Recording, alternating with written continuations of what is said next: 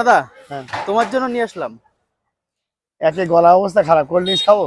আবে খাও না, একটু খোলো না। গলা আবে খারাপ, একটু, গলা খারাপ। আবে খোলো এ না। না, গলা বারণ, ডাক্তার পুরো বারণ করে দিয়েছে। সে ঠিক আছে, খোলো না, আমরা সবাই পুরো মিলে খাবো। গলা খারাপ। আবে ঠিক আছে, তুমি খোলো না। এই খাওয়াটাই আমার, এমনি সাউন্ড কেউ শুনতে পাবে না। দেখো ঝাঁকিয়ে দিলি নাকি? সে ওষুধ খাওয়ার আগে ঝাঁকিয়ে দেয় যেন। একটু খাও।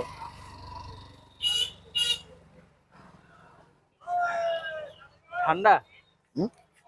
ঠান্ডা। ঠান্ডা না, ঠান্ডা খাই না তো। কেন, কি গলার হয়? সমস্যার জন্য খাই না তো।